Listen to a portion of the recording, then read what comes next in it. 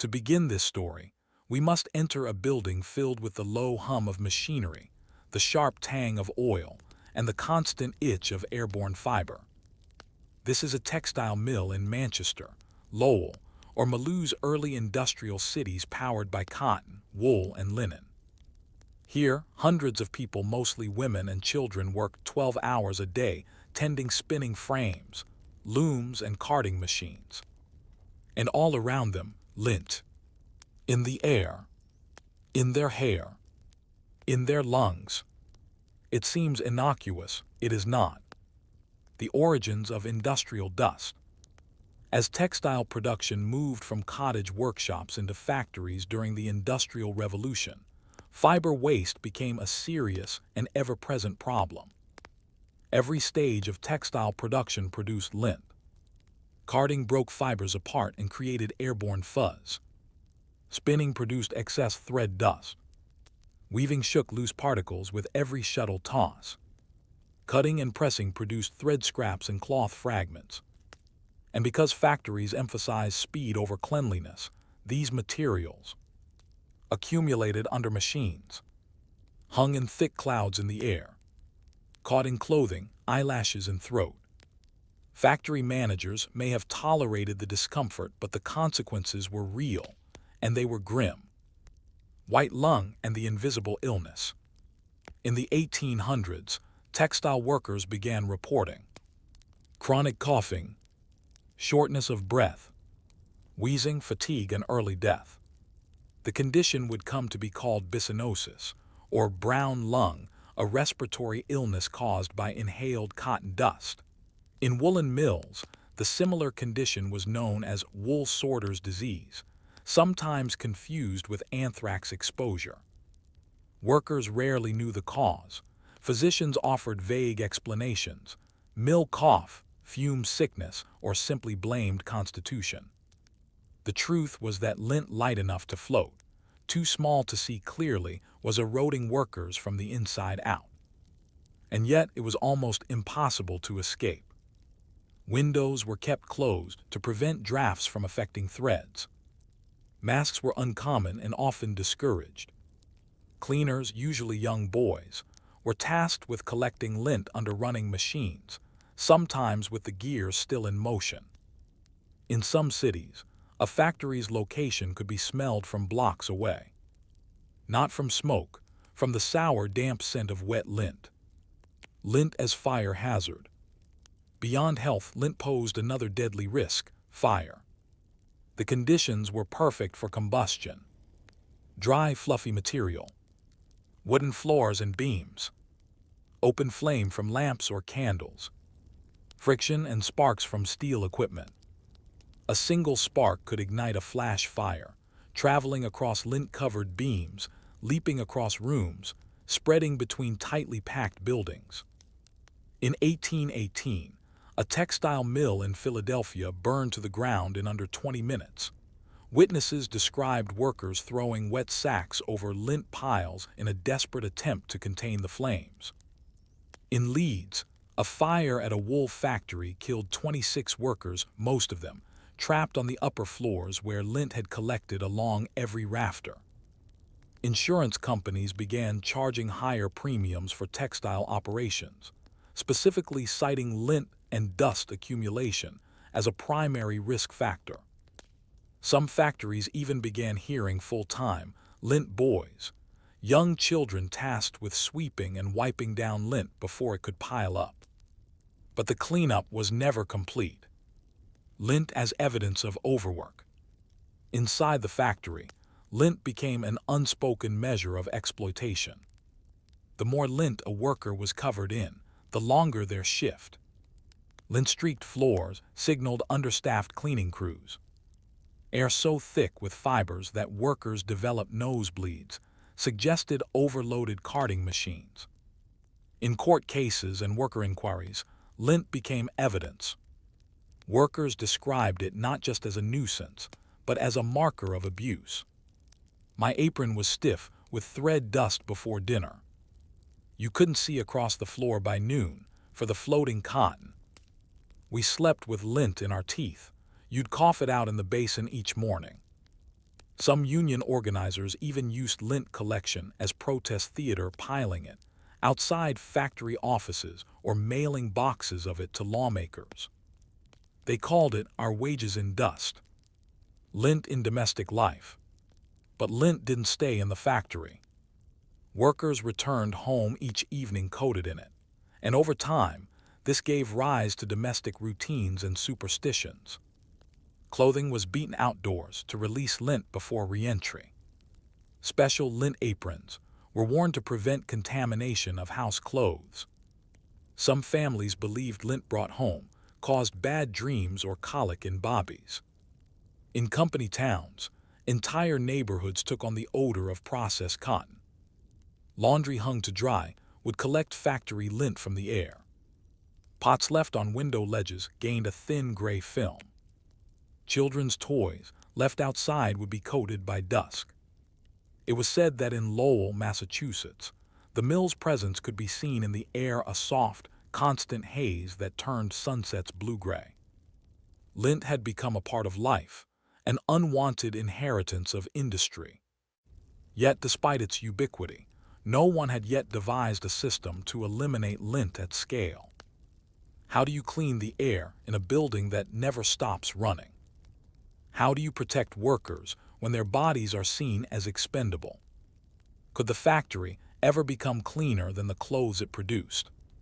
The answers, along with new technologies, labor reforms, and strange new inventions like air ducts, would come in the decades ahead. By the mid-19th century, the Industrial Revolution was no longer a novelty, it was an environment. And in this environment, lint was ever present. It was woven into uniforms, pressed into floorboards, ground into lungs, and layered over every surface with a soft and silent authority. But now a slow and determined resistance was forming. Workers, engineers, doctors, and even architects began asking a new question. Can the air in a factory be made safe? Lint and the rise of occupational health. In the 1830s and 1840s, physicians in Britain and France began studying the health of factory workers more systematically. In Manchester, Dr. James Kay published a report in 1832 detailing the respiratory conditions of cotton mill operatives. He described chronic bronchitis, debilitating coughs, premature aging of lung tissue, higher rates of tuberculosis among textile laborers. He linked these symptoms not to bad weather or weak constitutions, but to airborne dust and lint. In Paris, health reformer Louis-René Villermé reported similar findings in wool mills. Lint, it turned out, was not simply a byproduct, it was a vector. This growing medical consensus became the foundation for early industrial hygiene, a field that would eventually lead to modern workplace safety standards. But at the time, the response from factory owners was cautious at best and defensive at worst. Airborne resistance, the Factory Acts. In Britain, this momentum led to the first significant attempt to regulate factory air. The Factory Act of 1833 addressed child labor and working hours, but made only passing reference to air quality. However, as more studies emerged, new provisions followed. In the Factory Act of 1844, legislation required whitewashing walls, ventilating rooms, and limiting dust buildup. Factory inspectors were empowered to report unsanitary conditions, though enforcement remained inconsistent. In 1860, a specific clause targeted cotton mills, stating that proper means shall be taken to carry away dust and refuse. In the U.S., similar changes were slower and often resisted by manufacturers. Yet by the 1890s, progressive reformers were pushing for factory ventilation laws, cleanliness audits, recognition of dust inhalation as a medical risk. For the first time, lint became a legislative subject. The mechanical response, ventilation filters and ducts. Alongside legal change came mechanical innovation. Factories began experimenting with overhead fans, mounted on beams to circulate air, suction systems, using early ducts to pull dust from carding rooms, filter screens, though crude, to catch large lint particles, dust towers or collection bins, placed outside to deposit airborne waste. Engineers debated airflow patterns, optimal fan placement, and the best ceiling height for dust dispersion. One major innovation was the exhaust hood, adapted from mining and metalwork, which drew lint away from looms using directed airflow. In some progressive mills, architects began incorporating high ceilings for dispersal, skylights for visibility to track dust, tile floors that could be scrubbed, separate dirty rooms for carding and cleaning. The idea of a clean factory was still radical, but gaining ground. Lint and labor activism. Meanwhile, on the shop floor, workers were becoming more organized and more vocal. Labor unions began citing air quality in their demands. Medical testimony about dust hazards was included in strike negotiations. In some towns, workers pooled funds to commission private air tests. A powerful slogan emerged in a Leeds textile strike of 1889. "We spin your cloth, we breathe your dust." Pamphlets were printed. Photos circulated of women with lint-caked faces and children with bandaged eyes. One pamphlet, "In the Air of the Mill," became a rallying cry for reform. It described the daily experience of a 12-year-old worker, starting her shift in a clean dress, coming home with a layer of gray coating her scalp and tongue, developing a wheeze by age 15. Stories like hers spread across factory towns, sparking demands for change. Lint as commodity, recycling waste. Oddly, even as workers fought to remove lint from the air, entrepreneurs found value in it. By the 1870s, lint was being collected and baled for resale. Cotton lint was reused in paper manufacturing, especially for fine stationery. Wool lint was sold to makers of shoddy, a type of recycled cloth. Dust sweepings from the floor were pressed into industrial stuffing for mattresses and cushions. In some factories, lint rooms were established for sorting and weighing recovered fiber. Workers were sometimes paid small bonuses for collecting lint from hard-to-reach places, turning waste into supplemental income. The same material that threatened health and ignited fires was now part of a microeconomy within the mill. Lint was, in effect, both hazard and resource, a contradiction woven into the fabric of industry itself. The inescapable presence of dust. Despite efforts at reform, total control of lint remained elusive. Even well-ventilated mills could not fully eliminate fiber dust. Even well-intentioned laws were unevenly enforced. Even filtered air carried a faint scent of damp cloth and oil. Lint still clung to the margins under machines, behind doors, inside lungs. And so it remained a quiet, omnipresent reminder that the modern world, no matter how clean it wished to appear, was still built on friction, debris, and decay. But could a factory ever be truly clean? Could technology finally eliminate the dangers of dust? Or would lint merely find new forms, new machines to clog, new lungs to burden? In the 20th century, the fight would continue with modern filters, union contracts, and the long legal recognition of occupational disease. By the early 20th century, factory owners could no longer claim ignorance. Lint, once overlooked as harmless dust, had a dossier. It sickened workers. It fed fires. It clogged gears. And it cost money. But the solution wasn't a single invention. It was a culture shift. Cleanliness became synonymous with modernity. Dust control became a symbol of progress. And lint, at last, began to disappear, though never completely. Industrial hygiene comes of age. In the 1910s and 1920s, the field of industrial hygiene matured into a formal discipline. governments and universities began funding studies on airborne particulates, long-term tracking of respiratory illness among textile workers, engineering solutions for air circulation and filtration. Professional inspectors emerged, often trained in both mechanics and medicine. Their tools included air samplers, particle counters, humidity gauges, lung capacity devices. New standards were introduced. Maximum allowable fiber counts per cubic meter. Mandatory installation of air extraction systems. Regular cleaning protocols for ductwork and vents. In the United States, the Public Health Service began tracking mill lung cases. In Britain, dust levels in weaving sheds were formally regulated by 1937. And for the first time, failure to control lint could result in fines, shutdowns, or lawsuits. What had once floated invisibly through the factory now had weight in law. The machine's revenge, automation and dustless design. Technology, too, evolved to make lint less likely. Modern looms and spinners were enclosed, reducing airborne particles. Lubricated with mist, which trapped lint inside machines. Self-cleaning, expelling fiber into sealed compartments.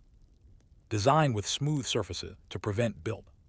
By mid-century, textile machines bore less resemblance to their lint-spitting ancestors and more to sealed industrial systems. And as electricity replaced belts and pulleys, fewer surfaces rubbed against one another. Friction and lint decreased. Cleanliness was no longer just safer, it was efficient. Fewer breakdowns, faster production, lower maintenance. And still, the ghost of lint remained in filters, in vents, in the crevices of buildings. The legal reckoning, dust as disease. Perhaps the greatest shift in the 20th century came not from machines or regulations, but from the courts.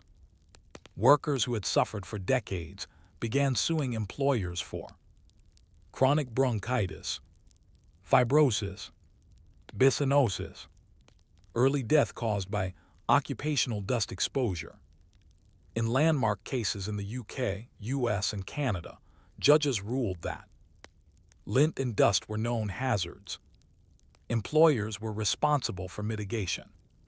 Compensation could be awarded for damage caused by long-term exposure. Unions demanded regular medical screenings, improved personal protective equipment, PPE, dust audits, and independent air quality monitoring. By the 1970s, laws such as the U.S. Occupational Safety and Health Act (OSHA) codified these protections.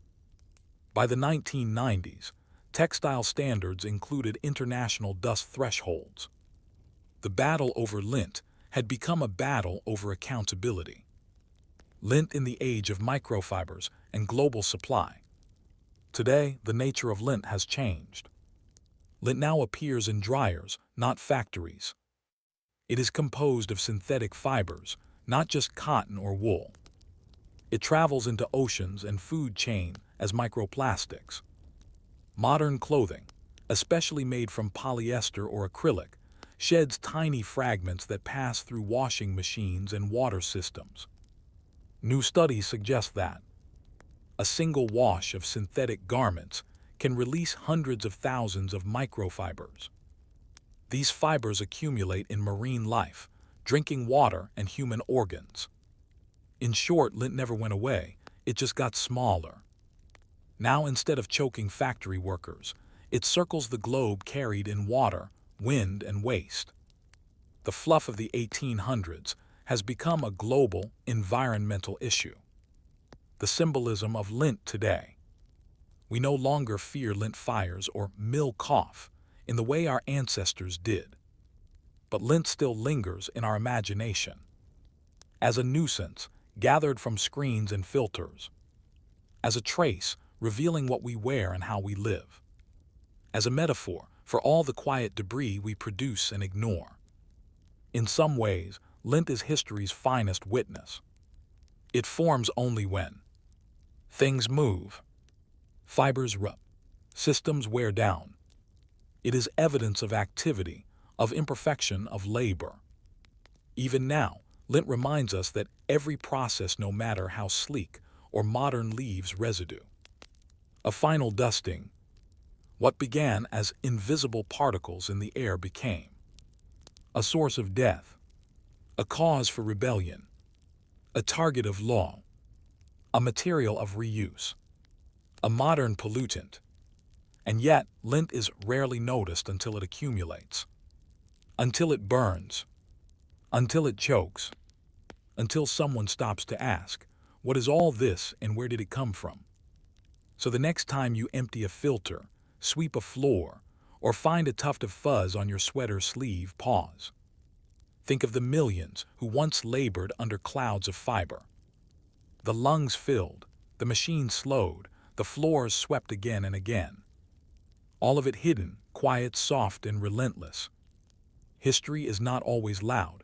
Sometimes it clings. When you turn on a tap, you likely don't think about the pipe behind the wall. But in ancient and modern history alike, that pipe was once made of lead. And at first it made perfect sense. Lead is soft. It resists corrosion. It's easy to shape and seal. It lasts. But beneath those advantages lay a danger humanity took centuries to see and even longer to act on. Rome, where lead pipes began. The Latin word for lead is plumbum, from which we get both plumber and plumbing. The Romans weren't the first to use lead, but they were the first to use it on a massive scale. By the 1st century CE, Roman cities were crisscrossed with lead pipes, carrying water from aqueducts, diverting flow into fountains and public baths, feeding elite homes with running water, regulating pressure with casella, distribution tanks.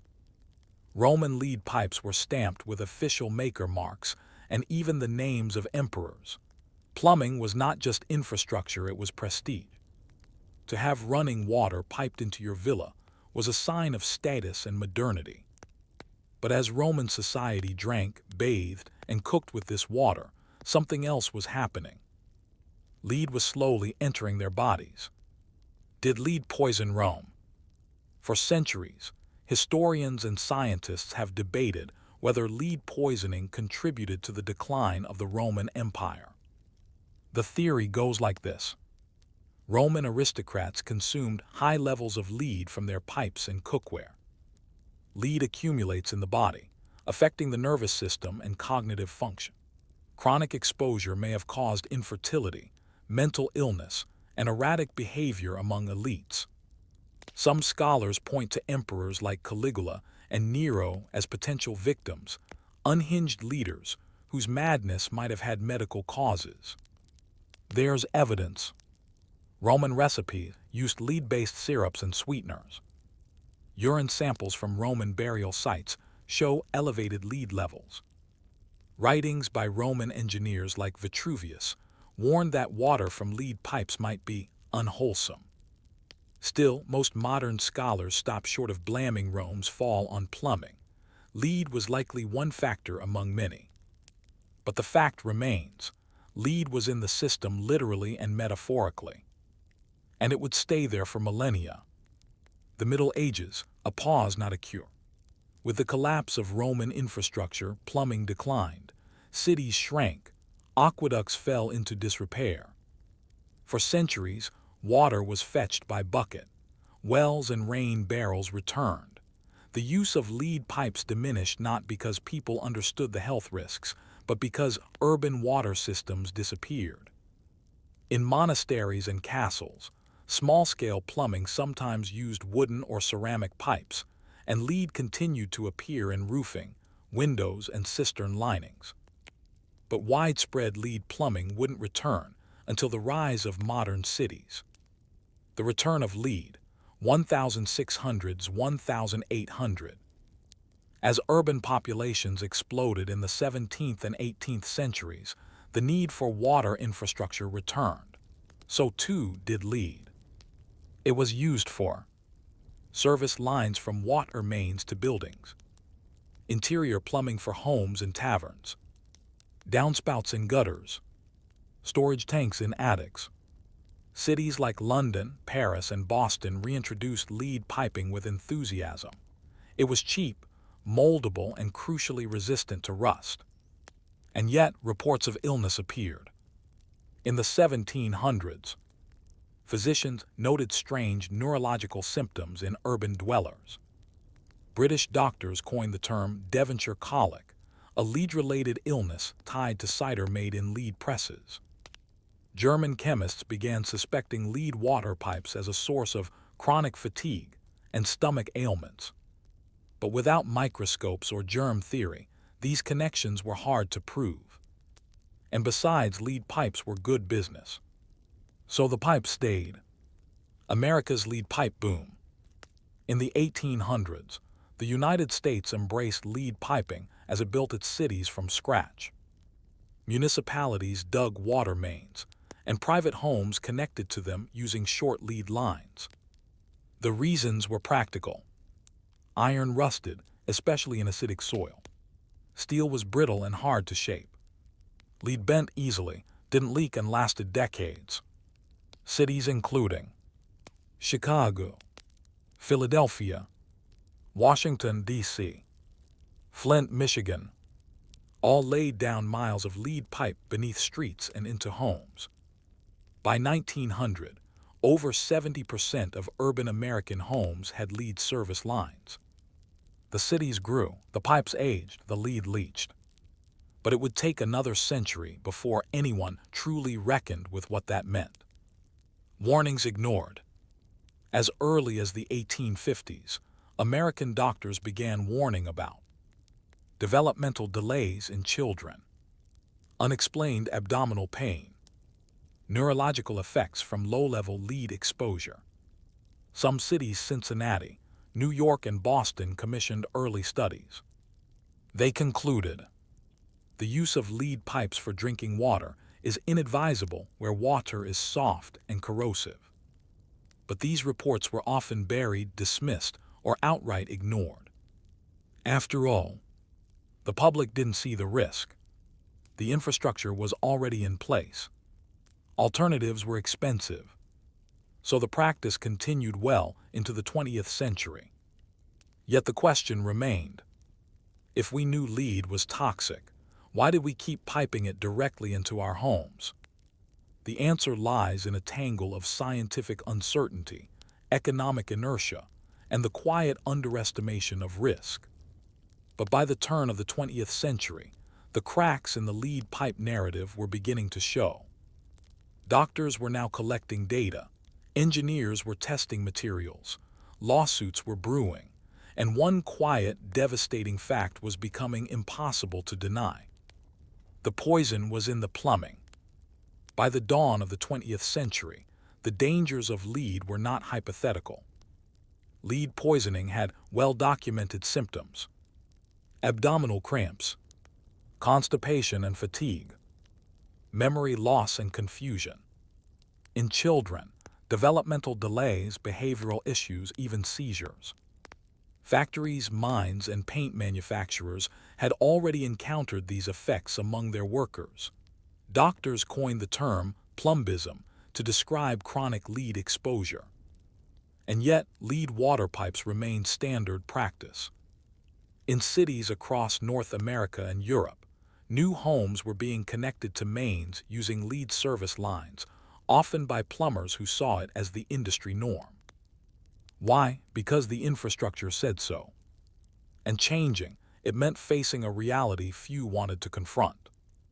Soft water, hard consequences. One of the key issues was water chemistry. Lead pipes aren't always dangerous on their own. The threat depends on pH levels, mineral content, flow rate, temperature. In cities with hard water rich in minerals like calcium and magnesium, a protective layer often formed inside pipes. This coating, known as scale, reduced lead leaching. But in cities with soft, water low in mineral content, slightly acidic, there was no such protection. Soft water corrodes lead. It pulls metal ions into solution. The result: every glass of water carries a small dose of poison. Cities with soft water like Washington, D.C., Flint, Boston, and Portland faced elevated risks, and they knew it. Reports filed in the 1920s warned that soft water may render lead service lines unfit for public use. Some engineers proposed switching to galvanized iron or copper, but both were more expensive and harder to install. So cities made a choice. They kept laying lead, hoping chemistry or silence would protect them. The role of the plumbing industry. Plumbers' unions, trade schools, and supply companies all had a hand in prolonging the lead era. They argued that lead was cheaper and faster to work with. It created better seals at joints. It lasted longer underground. And most importantly, we've always used it. Textbooks continued recommending lead well into the 1950s. Training programs taught apprentices how to bend, solder, and fit lead pipe as a core skill. Even when copper and plastic alternatives emerged, inertia won. Changing materials meant retraining workers and retooling supply chains. In short, convenience beat caution. The children begin to suffer. Throughout the mid-20th century, pediatricians began noticing patterns. Children living in older urban neighborhoods, often poor, often black or immigrant, were showing learning disabilities, aggression and hyperactivity, language delays, shortened attention spans. Initially blamed on parenting, nutrition, or poverty, these conditions were later tied to chronic lead exposure. While paint was often the main suspect, tap water played a larger role than many realized. One 1960 study in St. Louis found that homes with lead plumbing showed 30–50 times the blood lead levels of those without. Children under 6 were the most affected. Boiling water, a common practice, increased lead concentration by evaporating water and concentrating the metal. But even with this evidence, laws remained toothless. Lead water pipes were rarely replaced, only reacted to, after symptoms emerged. The rise of lead standards and loopholes.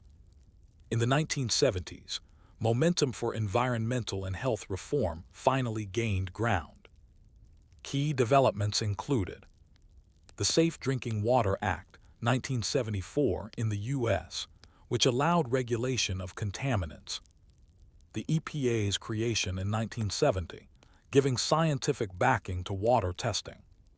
The identification of action levels for lead in municipal water systems. But these measures were conservative. For example, water systems only had to act if more than 10% of homes exceeded a lead level of 15 parts per billion ppb. Partial pipe replacements, only replacing the public half of a line, were allowed even though they often increased lead release by disturbing pipe coatings. Corrosion control measures were promoted, but not always enforced. The lead remained. The danger persisted. And testing was often inadequate, manipulated, or ignored. Who got clean water and who didn't? The injustice of lead in plumbing was not evenly distributed. In wealthy suburbs, homes built after 1950 often used copper or plastic. In poor inner cities, especially in majority black neighborhoods, lead pipes remained the norm. Cities like Detroit, Baltimore, Cleveland, Newark, all had aging lead infrastructure with no replacement plans. Landlords resisted upgrades. Tenants couldn't afford filters. Politicians deferred maintenance. And so the poison flowed invisible, tasteless, odorless. One could live in a modern city, attend school, go to work, drink from the tap, and never know that every swallow brought a little more harm. It was quiet, cumulative damage, and it changed the course of countless lives. As we approach the present day, a reckoning finally begins. Data grows undeniable, Whistleblowers speak, laws change. But by then, millions have already been exposed. The final chapter of this story is not just about cleanup, it's about accountability, repair, and the painful question: how many knew and how many looked away? By the late 20th century, the verdict was in: lead is dangerous at any level. The World Health Organization declared no safe threshold for lead in drinking water. Studies showed lead exposure could reduce IQ, increase criminal behavior, and damage organs, especially in children. The scientific community was unified. And yet the infrastructure, the pipes, remained buried, largely untouched. Because lead, it turns out, isn't just a metal, it's a legacy. A decision once made that would take centuries to undo.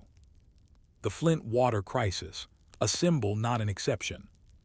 In April 2014, officials in Flint, Michigan switched the city's water supply from Lake Huron via Detroit to the Flint River as a cost-saving measure. They failed to properly treat the water for corrosion control. What followed was a public health catastrophe. The river's acidic water corroded the city's old lead pipes. Residents noticed brown water, rashes, and foul smells. Children's blood lead levels spiked. Officials denied the problem for over a year. A whistleblower, Dr. Mona Hanna-Tisha, helped expose the truth. By the time action was taken, thousands had been poisoned. At least 12 people died from a related Legionnaire's outbreak. Public trust was shattered. Flint became a global headline, but it wasn't alone. Investigations revealed similar risks in Chicago, with over 400,000 lead service lines still in place. Newark and Washington, D.C., where a similar water chemistry mistake was made in the early 2000s. Dozens of smaller towns with no resources for full pipe replacement. Flint wasn't an anomaly. It was a case study, a warning that few had heeded. Why is it so hard to remove lead pipes? The challenge of fixing the problem is massive. Some numbers: over 9 million homes in the U.S. still have lead service lines. Replacement can cost $15,000 per home. Many homes don't even know their pipes are lead, since records are lost or incomplete. Cities are often reluctant to foot the bill for private side pipes, from sidewalk to home. In addition, partial replacements can increase lead exposure. Digging up streets disrupts communities. Low-income renters often have no say in upgrades. In short, the problem is everywhere, but no one owns it fully. Federal action and the slow turn. In recent years, momentum has begun to shift. Major milestones include banning new lead pipes in the U.S. in 1986, the EPA Lead and Copper Rule, 1991, requiring corrosion control and testing, infrastructure bills in 2021 and 2023, promising billions for lead pipe replacement, mapping projects using machine learning and public records to locate at-risk homes. The Biden administration has committed to removing all U.S. lead service lines within a decade. But as of 2025, progress remains uneven. Some cities have made headway: Milwaukee, Lansing, Denver. Others lag behind or dispute the costs. Replacement efforts are slower in poor neighborhoods and rural areas. It's a massive logistical puzzle, digging out metal buried for over a century. The human cost still uncounted. Beyond infrastructure lies a quieter cost: the lives altered. What does a few micrograms of lead do to a child's future? It might lower test scores, increase behavioral issues, make concentration harder, alter the trajectory of a life. And when those effects are multiplied across generations, neighborhoods, whole cities, they become a kind of invisible structural violence. Communities like Flint, Newark, and parts of Chicago have fought back, demanding transparency. filing lawsuits, electing officials who prioritize water safety, installing home filters, handing out bottled water, and testing their own kids' blood. But the burden has too often fallen on the most vulnerable. Reflections in the faucet. Lead in plumbing was never a mistake in the sense of error. It was a choice, a trade-off between convenience and caution, cost and consequence. For generations, it seemed reasonable, even smart. But once that metal was laid underground, it became permanent in a way few decisions ever are. And even now, decades after we knew better, we're still drinking the consequences. So the next time you pour a glass of water, consider: who laid the pipe beneath your home? What chemistry runs through your city's mains? Whose job is it to make that water safe? The answers aren't always obvious, but the stakes are. Because clean water isn't just about science or pipes. It's about trust and how easily we corrode it. Before the world was wired, or even paved, it was walked. And long before mail became a daily expectation, messages were something rare, precious, and often dangerous to carry. Let us begin, then, not with envelopes or stamps, but with a runner, a horse, or a passing traveler, the earliest post. The ancient couriers. The idea of structured message delivery is ancient. In Persia, as early as 550 BCE, Cyrus the Great established a relay system along the royal road, a network of stations where mounted messengers could change horses and pass along messages. Herodotus wrote, "Nothing mortal travels faster than these Persian couriers." In China, the Han Dynasty organized similar postal routes. In Mesoamerica, Inca runners known as chasquis carried messages across the Andes on foot. In Rome, the cursus publicus ensured imperial communication between provinces. These systems were not public services. They were designed for emperors, generals, and tax collectors, not citizens. And that exclusivity would last for centuries. Post is power. In medieval Europe, control of message delivery meant control of information. Kings, bishops, and merchants developed their own courier networks, often relying on monasteries to maintain routes, employing scribes and clerks to track correspondence, using wax seals and signatures for authentication. But ordinary people rarely sent letters. Literacy was rare. Delivery was expensive and unreliable, often handed off between strangers or left at inns. Hopping someone going in the right direction might oblige. The notion of a postal system in the modern sense, structured, scheduled, and state-sponsored, was still a distant idea. But by the 15th and 16th centuries, that began to change. The birth of Europe's postal web. As early modern states centralized power, they also centralized communication. One of the first to do so was the Holy Roman Empire, where the Thurn and Taxis family built a network of postal stations under imperial license. Operating across hundreds of miles, their couriers carried royal decrees, military orders, diplomatic dispatches, merchant records. By the 1500s, they had created one of the most reliable and expansive postal systems in the world, stretching from Spain to Vienna. Elsewhere, England formalized a master of the posts under Henry VII. France built relay routes, the post aux chevaux, along major roads. Russia developed an elaborate carriage and station system for imperial messages. Still, these networks were largely closed to the public. Letters from ordinary people were exceptions, not norms.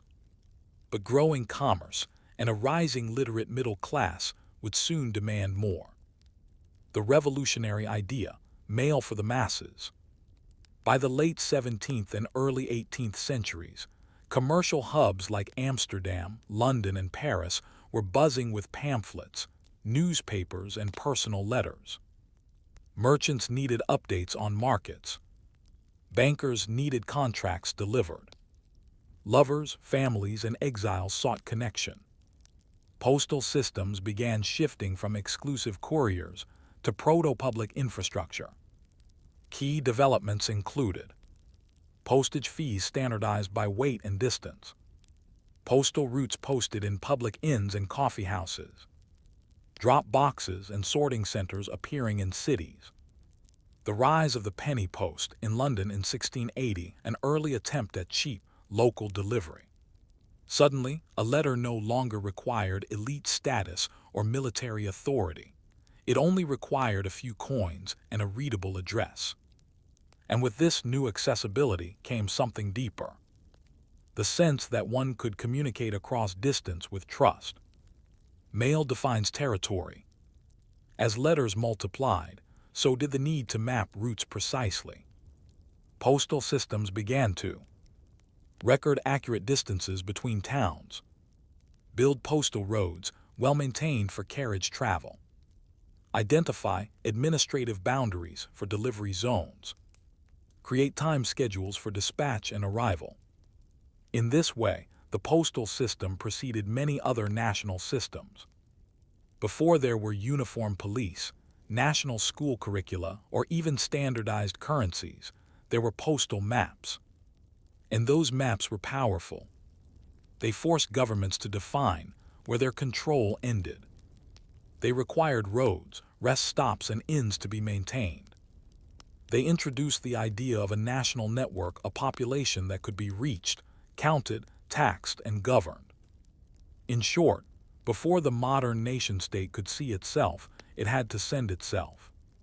The first postal identities. By the 18th century, the idea of a post was becoming familiar. But more than that, it was becoming part of identity.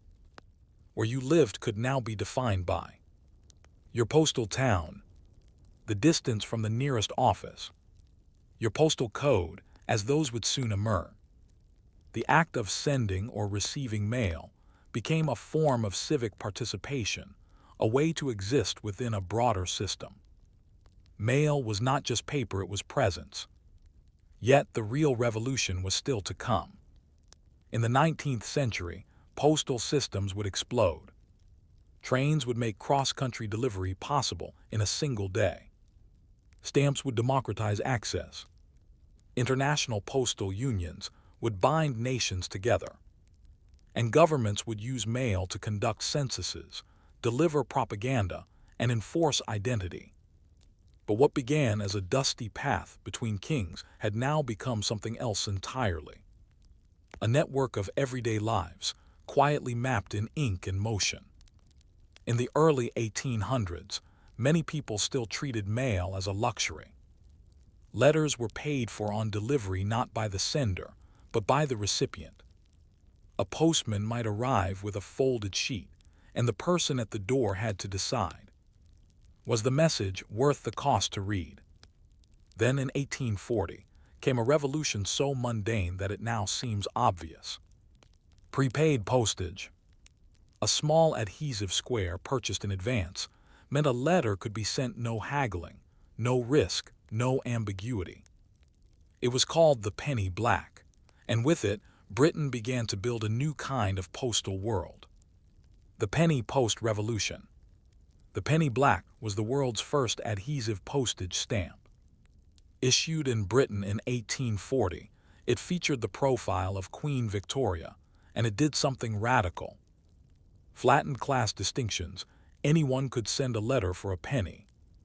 Standardized delivery costs, making mail predictable and accessible. Simplified accounting for postal clerks and carriers. Exploded usage mail volume in Britain, more than tripled within a decade. The idea spread quickly. Switzerland introduced stamps in 1843. The U.S. followed in 1847. France, Austria, Brazil, and many others soon issued their own versions. Stamps became not just proof of payment, but symbols of national identity. Each design asked, what image best represents us? A monarch, a landscape, a bird, a bridge. Postage, in short, became propaganda in miniature. Postal expansion and the map of the nation. As postage became universal, the infrastructure had to evolve rapidly. Countries built sorting stations, railway post offices, mobile sorting cars on trains, postal roads, increasingly paved and maintained, uniform postal codes to manage growing complexity. In the U.S., the Post Office Department became one of the country's largest employers. Post offices sprouted in towns before banks or courthouses. Rural delivery routes, RFD, began in the 1890s, bringing mail to isolated farms and homesteads. Suddenly, no matter how remote you were, the state could find you. And in doing so, it created a subtle but profound change. If mail could reach you, you were on the map. Mail and the nation-state.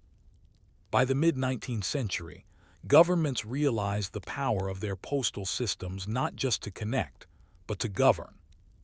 Postal networks became tools for census taking, tax collection, draft notices and military orders, delivery of laws, regulations, and ballots, monitoring subversive correspondence when desired.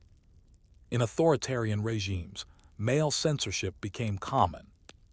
In democracies, mail helped extend the franchise of citizenship. Ballots delivered and returned by post were the precursor to today's vote-by-mail systems.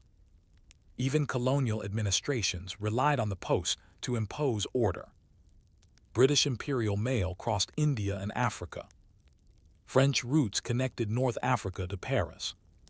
The U.S. extended mail into territories as a step toward eventual statehood. To be connected by post was to be included in a political structure recognized, reachable, real. The International Postal Union. In 1874, in the Swiss city of Bern, representatives from 22 countries gathered to solve a growing problem. Every country had its own stamps, rules, and rates. International mail was slow, unreliable, and expensive. Diplomatic confusion abounded who paid what to whom. They created the Universal Postal Union (UPU), an international agreement to standardize international postage, guarantee delivery of foreign mail, establish reciprocal agreements between postal services. The UPU became one of the first truly global organizations. It helped smooth trade, diplomacy, and correspondence, and it implicitly recognized the sovereignty of its members. To join the UPU was to join the modern world.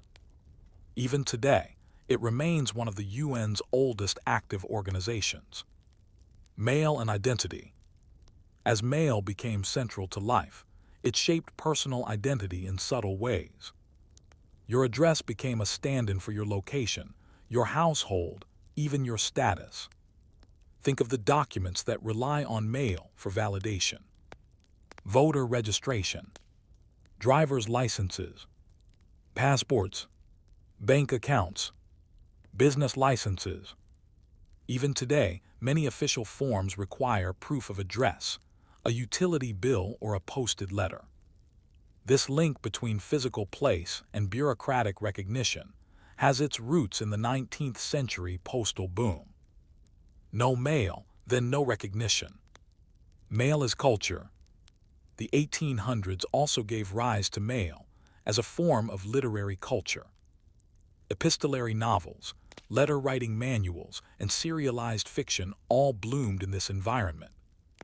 In many households, the arrival of the postman was a daily event, a moment of connection to the outside world. People wrote love letters, business contracts, political manifestos, confessions, rejections, revelations. Each stamp was a ticket to be heard. And yet, mail also had its limits and its risks. Letters could be intercepted. Delivery could be delayed. The system itself could be manipulated. So in the next section, we will see how this infrastructure, once hailed as a symbol of state strength, became a site of subversion, resistance, and control. Because if a government could deliver a letter, it could also read it, delay it, or destroy it. And that made the post both a lifeline and a weapon. By the 20th century, postal systems were among the most trusted public institutions in the world. They handled money orders, ballots, court summons, and heartfelt letters. Their carriers became neighborhood fixtures. Their schedules, delivery routes, and uniforms symbolized government reliability. But this trust came with a cost: visibility. The more you depended on the mail, the more your life became legible not just to friends or merchants, but to the state itself. And that legibility could be exploited. Mail censorship and control. In wartime, postal censorship became standard practice. During World War I and II, the Cold War, colonial independence movements, civil wars and uprisings across Africa, Asia, and Latin America, governments opened, delayed, redacted, and destroyed mail as a means of control. They looked for anti-government rhetoric, military secrets, political organizing, foreign influence. In Nazi Germany, the Gestapo monitored correspondence relentlessly. In Stalin's USSR, letters were filtered through party committees. In British-controlled India, nationalist writings were seized directly from post offices. Even in democracies, the U.S. Postal Inspection Service, one of the oldest law enforcement agencies in America, maintained the right to open mail under vague suspicions. Civil rights leaders in the 1950s and 60s were known to have their letters copied and surveilled. Activists and artists in the McCarthy era were quietly watched through postal traces. The same network that made people reachable also made them traceable. The post office as resistance site. Yet mail also enabled resistance. Opposition groups used postal systems to organize strikes, coordinate underground movements, publish and distribute banned materials, send samizdat, zines, and manifestos far beyond reach of censors. In apartheid South Africa, activists used coded letters to communicate across regions. In occupied France, resistance fighters relied on postal workers to smuggle intelligence. In Eastern Bloc countries, homemade printing presses flooded mailboxes with illicit newspapers. And in the U.S., the free speech movement, anti-Vietnam War protests, and civil rights campaigns used the mail to spread their messages. Ironically, the post, originally a tool of state order, often helped facilitate its disruption. The long decline of the mail. In the late 20th century, the letter began to fade. A slow but steady decline marked the age of email, 1970s, 1990s, online billing and banking, text messages and instant messaging, digital government services. Mail volumes peaked in many countries by the 2000s. By 2025, personal letters are rare, and business mail is increasingly digital. Postal systems have adapted, delivering more packages than paper, partnering with e-commerce giants, consolidating routes and closing rural offices, diversifying into banking, passport services, and digital ID systems. But the role of the post is no longer cultural infrastructure. It's logistical convenience. Ghost infrastructure. Despite shrinking demand, the physical legacy of the post remains.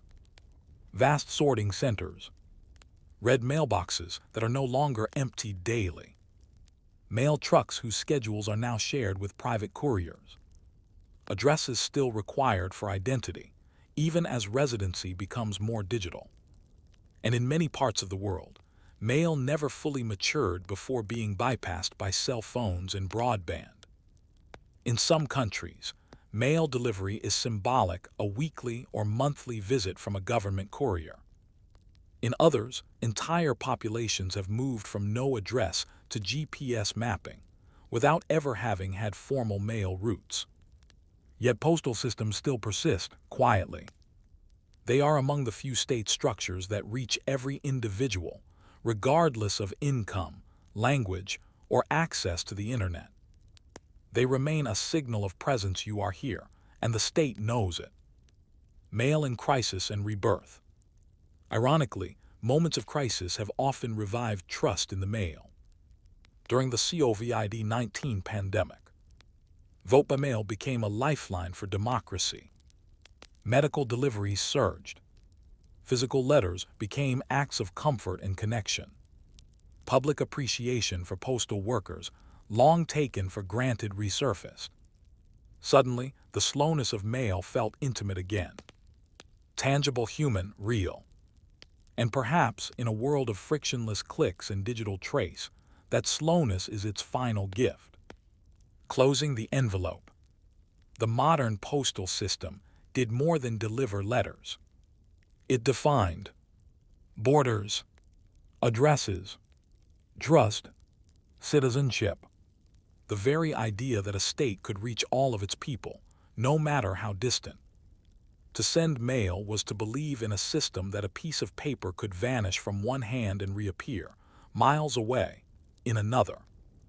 And that belief, more than any one road or office or law, helped build the modern world. Now, as digital systems overtake it, the post remains quiet, aging, stubborn as a reminder that even the most mundane infrastructure once shaped everything. A map not of territory, but of connection. A system built not to invade or extract, but simply to arrive. When bombs fall, cities burn, but often the real battle is fought at the dinner table. Not with bullets, but with ration books, soup ladles, and weeks without butter. Rationing is not a footnote to war, it is the infrastructure of endurance. Let us begin in 1914, when the first global war required a new kind of front line, the domestic food economy. World War I, scarcity arrives. When World War I broke out, most governments expected a quick, decisive conflict. Few prepared for prolonged shortages. But blockades, conscription, and disrupted agriculture soon made it clear food had to be managed. In Britain, German U-boats sank merchant ships bringing in wheat and sugar. Panic buying and price spikes plagued cities. By 1917, voluntary rationing was encouraged. In 1918, compulsory rationing of sugar, meat, and fats was introduced. In Germany, the Allied blockade created widespread shortages. The infamous turnip winter of 1916-17 saw people survive on animal fodder. Food riots became common. Malnutrition weakened the home front. In Russia, long bread lines helped trigger the February Revolution of 1917. The inability to feed cities directly undermined Tsarist legitimacy. The lesson was clear: unmanaged scarcity equals political collapse. The rise of the ration book. World War I introduced the ration book, a small, grim ledger that gave each citizen a fixed amount of sugar, flour, meat, fats, and sometimes tea or fuel. Coupons or stamps that were torn out by shopkeepers. A sense of equality: everyone got the same, regardless of class. But also a sense of discipline, of the state entering the home kitchen, of choices being pre-decided by caloric necessity, not personal taste. Rationing became a way for governments to say, "We are feeding you, but only what you need, not what you want." Between the wars, hunger as memory. The interwar years saw nations remember two things. War could return. Rationing worked sort of. Germany, under Weimar, faced famine-like conditions during and after the war. In Soviet Russia, the 1920s and 30s brought engineered famine under Stalin, where rationing became a tool of punishment, not equity. In the UK and US, governments studied the effects of rationing on public health. Surprisingly, many poor citizens had improved nutrition during wartime due to regulated diets. Sugar, meat, and alcohol restrictions reduced cardiovascular disease. Nutrition science became embedded in food policy. Rationing wasn't just about scarcity. Anymore, it was about optimizing a population. World War II, the science of feeding millions. By 1939, no one was unprepared. Britain introduced rationing before the war officially began. The Ministry of Food ran aggressive campaigns encouraging eating vegetables, making do with less, sharing and conserving, growing your own food, dig for victory. Each citizen received a ration book. Meat, cheese, eggs, sugar, milk, and fats were rationed. Points were allocated to buy canned goods or luxuries. National loaf, bread coarse and unpopular, replaced white bread. Children, pregnant women, and minors received extra rations, reflecting their energy needs. But perhaps the most profound effect was psychological. People felt that sacrifice was shared. And in that shared sacrifice, morale endured. The American approach. In the U.S., rationing arrived later after entering the war in 1941. Citizens received ration books with colorful stamps. Red stamps for meat, blue for processed foods. Sugar, coffee, gasoline, and shoes were all controlled. Victory gardens were encouraged. Propaganda posters warned against waste. And buying on the black market was treated as unpatriotic, even treasonous. For many American families, rationing introduced new daily rituals. Saving bacon fat to turn in for munitions. Trading ration stamps with neighbors. Eating unfamiliar cuts of meat or new canned goods. It was not just about going without, it was about doing your part. Japan and the Axis powers. In Japan, rationing began in the late 1930s and intensified as the Pacific War dragged on. The state controlled rice, salt, soy sauce, miso, and charcoal. Citizens received rice allotments, often cut with barley or millet. Children in cities experienced growing malnutrition by 1944-45. In Nazi Germany, rationing began early and was highly bureaucratic. Occupied territories were stripped to feed the German population. Jewish citizens were systematically given less food or none at all. The post-war German famine, 1945-47, would haunt the population for years. In Italy, chaos and political upheaval fractured food systems. By 1943, bartering and foraging were often the only options for the poor. Rationing's legacy. By war's end, rationing had done more than feed populations. It had reshaped economies, introduced mass nutrition science, encouraged governmental involvement in daily life, solidified the idea that food was a public right during crisis. But the transition back to abundance was never smooth. Many countries maintained some form of rationing well into the 1950s. In Britain, meat and butter were still rationed until 1954. People had adjusted to scarcity so thoroughly that relearning choice became a social process of its own. As we move into the post-war era, we will see how rationing evolved not just in times of war, but during economic collapse, ideological experiments, and natural disasters. The bread line was no longer temporary. In some places, it became permanent infrastructure. The war had ended, but the lines did not disappear. Across Europe, Asia, and beyond, the 1940s and 50s saw the continuation and expansion of food rationing systems, sometimes by necessity, sometimes by ideology. Whether by famine, bureaucracy, or control, many governments found reasons to continue determining what, when, and how people ate. Britain, austerity after victory. In post-war Britain, rationing did not end with peace. In fact, it tightened. Though the Nazis had surrendered in 1945, Britain's economy was exhausted. Imports were down. Agriculture had not yet recovered. Food prices were unstable. The Labor government, elected in 1945, expanded social programs but also maintained strict food control. Meat, butter, and even bread remained rationed. Most surprising of all, bread was rationed for the first time in peacetime, beginning in 1946.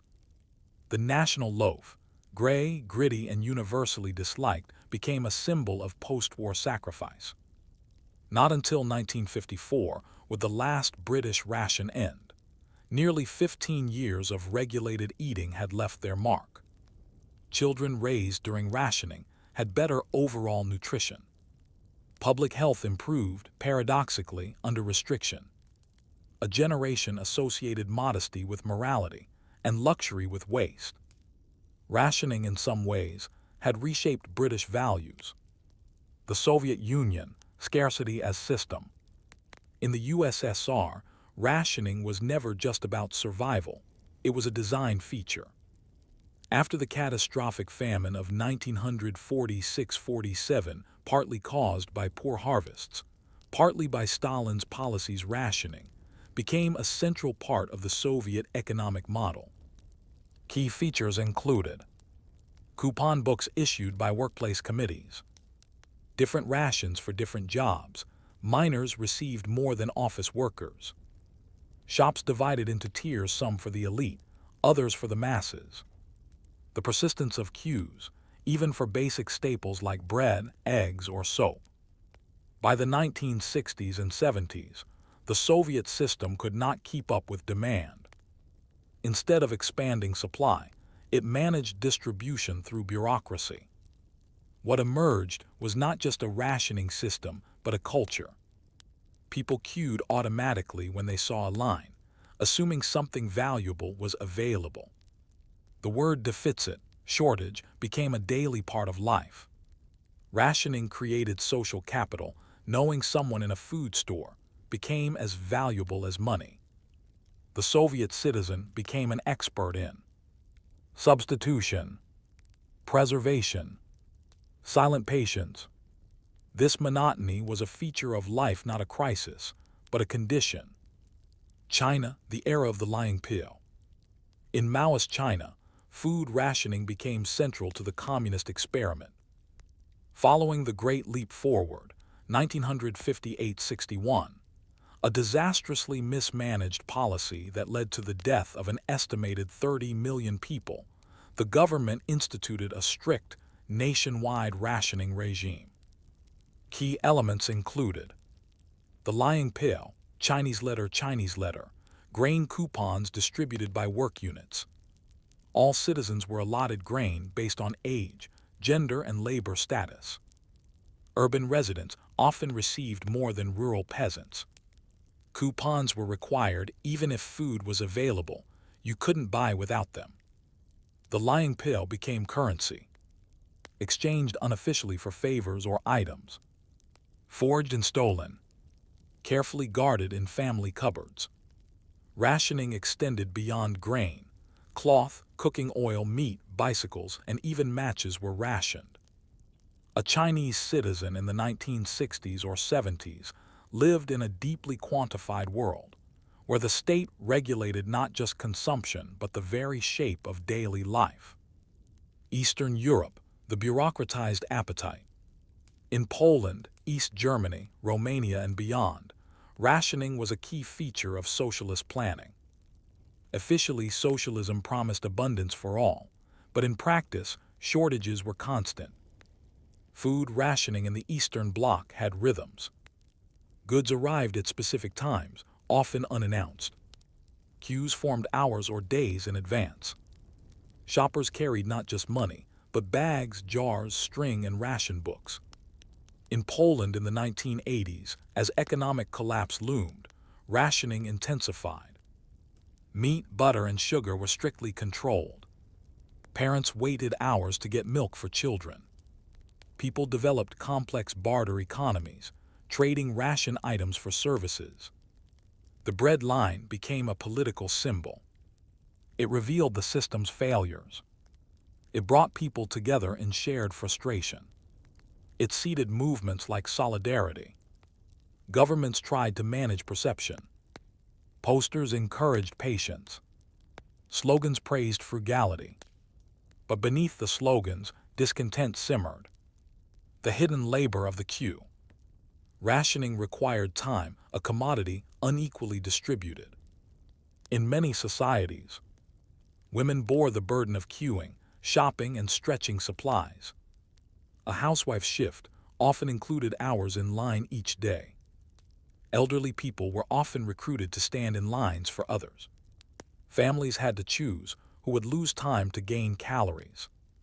Some people succeeded better than others. Those with connections skipped lines or received extra. Black markets flourished as rationed items became commodities. Rural areas sometimes had more food, but less access to ration cards. Rationing was designed to promote equality, but it often reinforced inequality in new, quieter ways. Ideology in the pantry. In the West, rationing was temporary wartime, exceptional, something to be left behind. In the East, it was often normal, structural, and moralized. Governments described it not as deprivation, but as a sign of solidarity, a blow against consumerism, a rejection of bourgeois gluttony. The slogan said, "Less is more, share what you have, the people come first." But over time, these promises rang hollow. When leaders lived outside the system, when officials had their own food stores, dachas, and imports, trust eroded. And that erosion would matter when collapse came.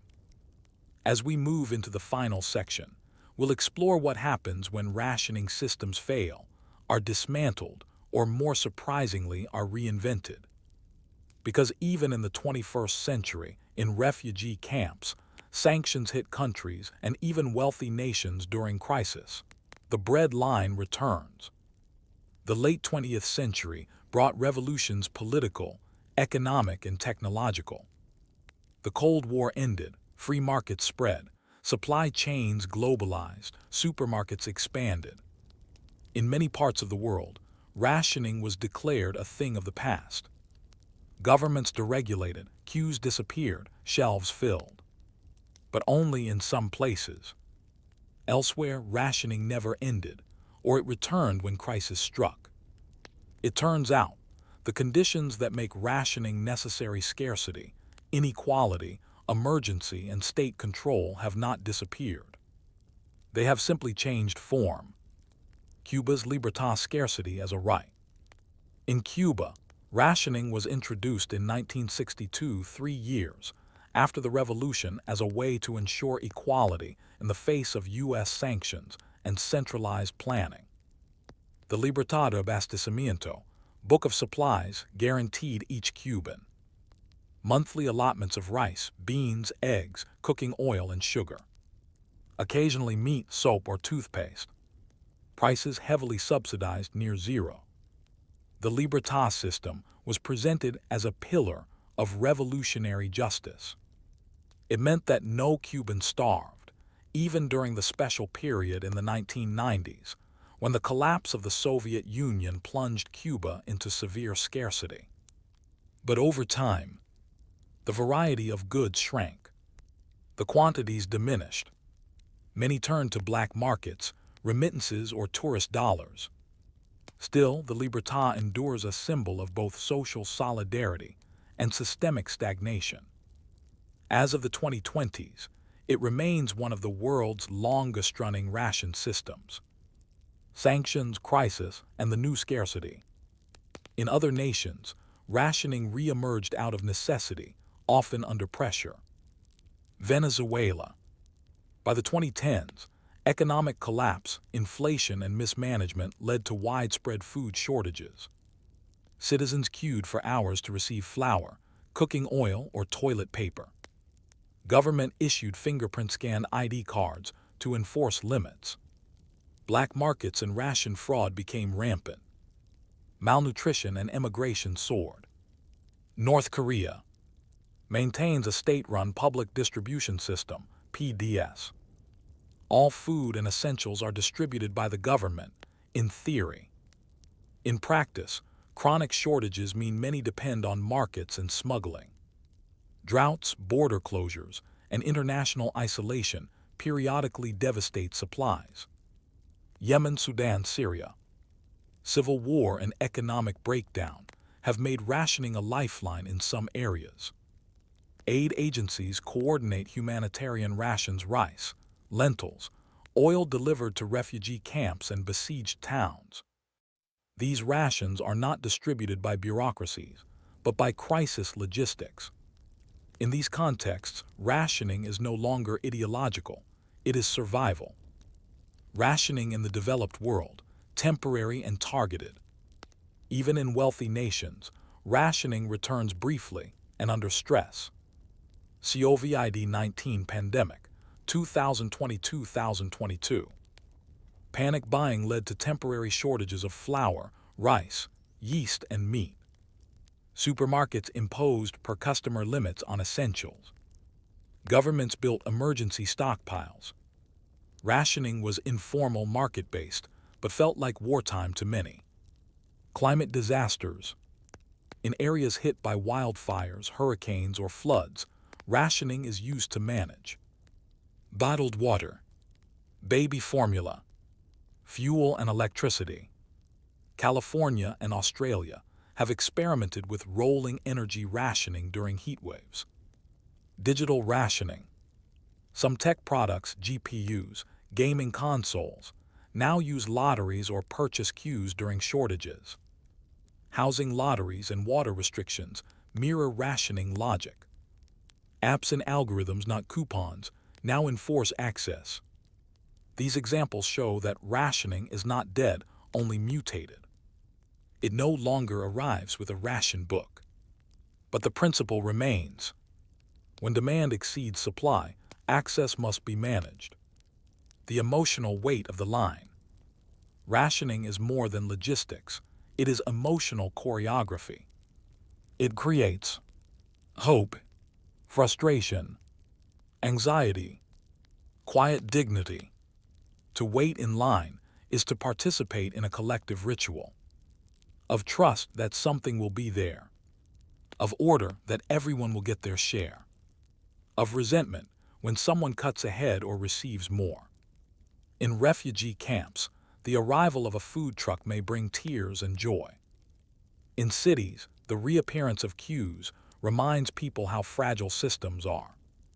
Even today, the most basic experience of governance for many is not tax forms or voting, but waiting for bread. Reflections from the bread line. Across centuries and continents, food rationing has served many purposes. To equalize, to control, to survive, to discipline, to care. It has been both a promise and a punishment. Sometimes it built solidarity. Sometimes it revealed inequality. Always it reshaped daily life. Because rationing doesn't just decide what people eat. It decides who eats first and who must wait. At the dawn of the industrial age, paperwork was a rising tide. Governments expanded, railroads sprawled, corporations multiplied, insurance companies, census bureaus, telegraph offices each produced more documents than ever before. But there was a problem. Where did it all go? Before the cabinet, stacks and chaos. Before filing cabinets, most offices used bound volumes, ledgers, journals, books. Each transaction or letter was handwritten into a ledger, stored by date and shelved. Alternatively, papers were bundled with string, placed in pigeonholes, or stacked in labeled boxes. The system was bulky, time-consuming, often disorganized, useless for rapid reference. A misplaced document could vanish for months. A single mislabeling could collapse a case, a contract, or a prosecution. As the volume of paper increased, so did the demand for a system. The industrial paper age. The 19th century saw a cascade of innovations that changed the way information flowed. Carbon paper, allowed multiple copies of documents. The typewriter, patented in 1868, created uniform, legible text. Standardized paper sizes emerged, particularly letter and legal sizes. Companies began producing manila folders for easy handling.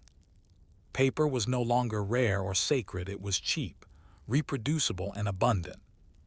But that abundance created pressure. Information could now be created faster than it could be stored. The solution: a cabinet with vertical steel drawers and a file for every person, project, or transaction. Invention of the filing cabinet. The vertical filing cabinet, as we know it today, was patented in the 1890s in the United States. Two key firms led the movement. Library Bureau, founded by Melville Dewey, yes, of Dewey Decimal fame. Globe Wernick, a major office furniture manufacturer. Their designs emphasized vertical stacking to conserve floor space, metal rails and hanging folders, index cards and labels for quick retrieval. The idea was revolutionary. Each piece of paper could now be stored flat, separately, and logically. No more string-bound bundles, no more thumbing through ledgers. Just pull a drawer and the record was there, sorted, alphabetized, and ready. Efficiency and control. By 1900, the filing cabinet had become a symbol of efficiency, modernity, rational administration.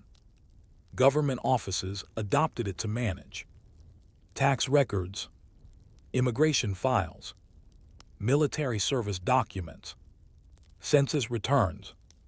Corporations used it to handle employee records, client correspondence, financial transactions, legal contracts. The drawer became a place of power. To be in the file was to exist officially. To be misfiled was to risk erasure. As one office manager wrote in 1915, "We do not merely store documents, we store identities." The gendered world of filing. The rise of the filing cabinet paralleled the rise of a new workforce. The female clerk. As typewriters and file systems became standard, offices increasingly hired women as typists, secretaries, filing clerks, stenographers. Filing was seen as repetitive, precise, and feminine work, often relegated to women, while men handled policy and decision-making. In thousands of offices, women managed the information lifeblood of organizations quietly and behind drawers. This division shaped generations of workplace norms. Filing cabinets weren't just storage tools, they were architects of hierarchy. Early surveillance and the paper trail. With the ability to store records came the ability to track behavior. Early 20th century firms began using filing systems to monitor employee productivity, track customer purchases, record complaints and infractions, build profiles of clients and workers alike.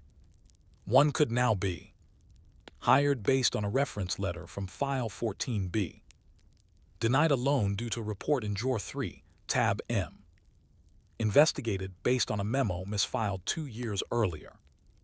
Information was now permanent and searchable. The drawer was a memory with steel walls. As we move into the next section, we'll explore how the filing cabinet became not just a workplace tool, but the backbone of entire bureaucracies. Because as empires collapsed, wars unfolded, and states rebuilt, one thing remained constant: the need to file, to label, and to retrieve. To understand the 20th century is to understand the file. Not the explosive headline, not the rallying speech, not the dramatic vote, but the paperwork that made those things possible or impossible. Governments expanded, wars demanded total mobilization, and corporations scaled beyond imagination. And in every case, the filing cabinet served as the memory of the institution. The state as filing cabinet. In the aftermath of World War I and during the rise of modern governance, states needed to know who lived where, what they owned, what they owed, what they believed, what they were entitled to. To answer those questions, they needed files. And to manage those files, they built ministries, archives, and filing offices. In the U.S., the New Deal introduced vast record-keeping for social programs. Social Security numbers were introduced in 1936 to index citizens. Agencies like the FBI, founded in 1908, built vast filing systems, each citizen potentially reduced to a folder on a shelf. In Nazi Germany, bureaucracy was weaponized to track racial categories, census data, and property records. The Holocaust, tragically, was as much an administrative operation as a military one, enabled by detailed filing systems, often with IBM punch card support. Victims were processed, labeled, and filed first on paper, then by train. In the Soviet Union, KGB files stretched floor-to-ceiling stamped, cross-referenced, codified. Dissidents were not just watched, they were documented, often down to their grocery lists and whispered remarks. Being in the file meant being seen, known, and at times doomed. Across ideologies, the filing cabinet served a similar function: to define the citizen in paper terms. The cold efficiency of war files. During World War II, record-keeping was crucial to logistics, intelligence, and coordination. Personnel files tracked millions of soldiers. Medical files stored injuries and conditions. Censorship offices monitored communication. War production boards used filing systems to control resources. Code-breaking operations at Bletchley Park and elsewhere relied on massive filing systems to catalog intercepted messages. Meanwhile, in the U.S., Japanese Americans were tracked and interned using Census Bureau data. Internment camps issued their own identification cards, filed and cross-indexed. The bureaucratic machinery hummed, quietly and relentlessly. Even after the war, the records remained quiet, cold, and intact. The corporate cabinet. As governments expanded, so did business. By the 1950s and 60s, corporations like General Motors, IBM, AT&T, and Ford operated at quasi-governmental scale. With them came personnel files for tens of thousands of employees, customer service records, patent archives, internal memos, advertising approvals, legal filings.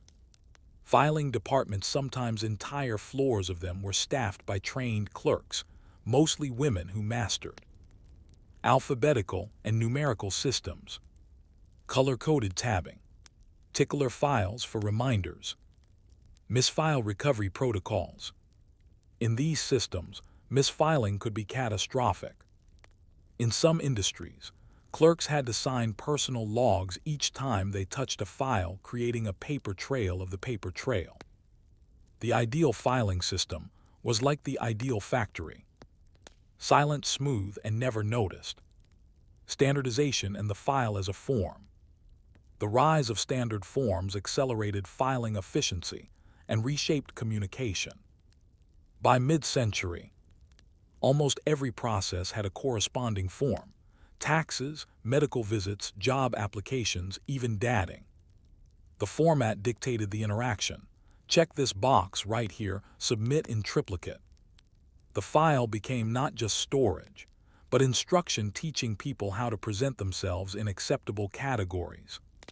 To be in the file meant having a name, a date, a number, a history, a status. But to be between files, undocumented, misplaced, misclassified, was to risk invisibility. The psychology of the drawer. By the 1960s and 70s, the filing cabinet had taken on a symbolic weight. The locked drawer became shorthand for secrecy. The misfiled document became a metaphor for error.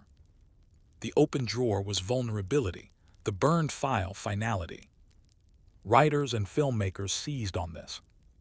In spy thrillers, files revealed truth or exposed betrayal. In bureaucracy dramas, the file represented impersonal authority.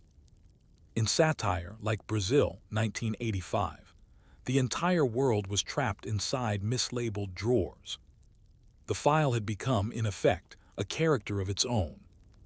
Resistance and paper control. Not everyone accepted the filing system quietly. By the 1960s, civil rights activists in the U.S. exposed how files were used to harass and surveil. Anti-colonial movements revealed how paperwork was used to deny citizenship or rights. Some protesters deliberately destroyed draft cards, medical files, or immigration papers. In Watergate, the burglary of a psychiatrist's file cabinet revealed the extent of White House overreach. The file had power, and power could be resisted with fire, leaks, or exposure. The question was no longer what's in the file. It became who controls it and who gets to read it. As we enter the late 20th century, we find the world shifting. Filing cabinets would remain in the background, but new machines were arriving. The photocopier, the floppy disk, the mainframe, the database, and eventually the internet. The cabinet, once supreme, would have to adapt or vanish.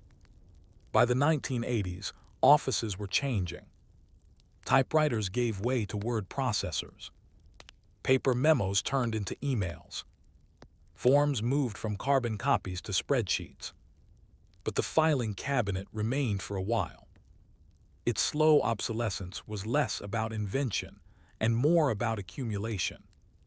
Because the paper wasn't going anywhere, not yet. The age of dual systems.